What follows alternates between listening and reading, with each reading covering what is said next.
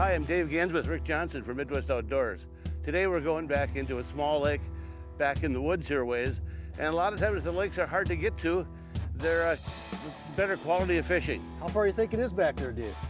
Oh, I think it's about 3 miles, but I looked at the map, so let's go back there and get them. Yeah, should be an easy drive.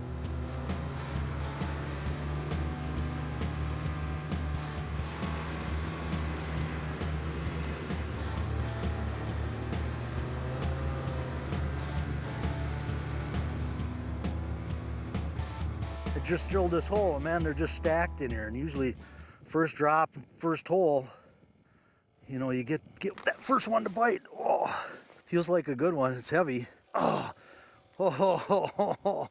look at that thing. It's got to be a 10-incher.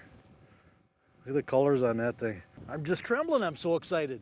And you can see that bait is kind of smushed already. Just that one fish, first drop, one fish. I'm gonna get that off of there. Just I want, and now they're gone, but I want the chance at that thing not to hesitate when he hits it, not to look at it and see some funky looking bait. I want him to see that bait and jump on it. What I've learned about getting these fish to bite, it's about cadence. Getting that lure to bounce with a rhythmic motion. Oh, there's a dandy. You know, and by changing the cadence, you can trigger them fish into biting. I compare it to a lot like using a crankbait in the summertime. You change the style of crankbait and you go from a wobble to a cadence like this to one that goes real fast like this. And that's what we do when we're ice fishing here. We use these horizontal baits and we get a cadence going. And we can change that cadence right when the fish is down there. We could pick it up and we could slow it down. And I like this to watch my line. My line is shaking back and forth. And when that fish comes and bites it, the line stops shaking.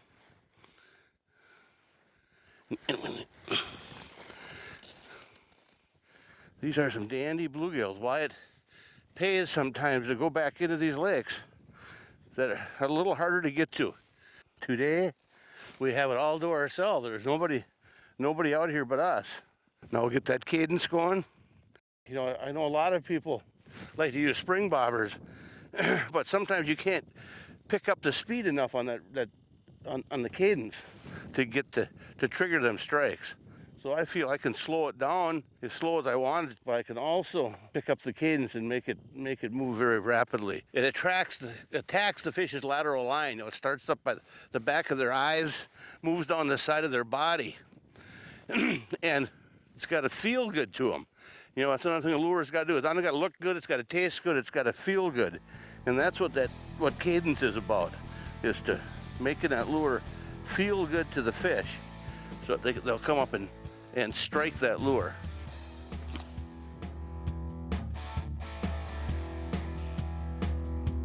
Yeah, this is a nicer one here. I'm gonna get the Vexler out of the hole. See what I got here. Oh, a little walleye. Nice little walleye, actually. That's what I talked about. I like fishing red lines. You know, you never really know what that red line might be. How'd you catch them nice bluegills and a little bonus walleye there?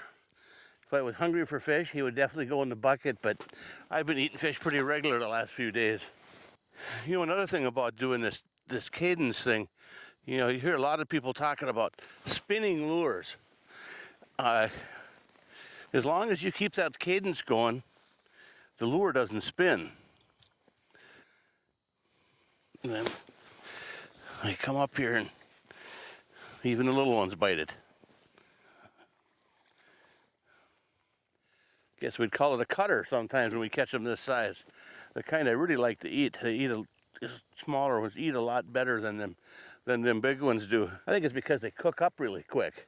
You know, you take a fillet this size and you flour it up and you put it in the pan. By the time you put the last fillet in, the first fillet is ready to tip over. You turn them all over. By the time you turn them all over, the first fillet is ready to take out and start munching on. So I think one of the things we've been preaching for years is to be portable, and there's nothing more portable than an ice armor suit. I mean, I can carry my bait in the pocket, I've got my tackle, one pocket, actually 3 tackle boxes in this suit. I've got my camera, easy access to, I can pull the camera right out. I've got my charger for charging my glow hooks, pair of gloves, hand warmers. It's a great way to go. So next time you're going to go into one of these little walk-in lakes, think about carrying everything you need right into your suit. If you're fishing these hard to get to lakes, or lakes that have a 5-fish limit, or some you have to walk into, it's just such a good time to be able to catch a fish this size. And a lot of time that's what it takes. You can't just go to the community hole that you can drive right up to, and it's easy. You got to get to the out-of-way places. That's why we use nice little light fish traps. We got snowmobiles that are rigged up so that we can get off-road. You know, so there's lots of different little things that make it easy. I'm Dave Genz for Midwest Outdoors. We'll be right back.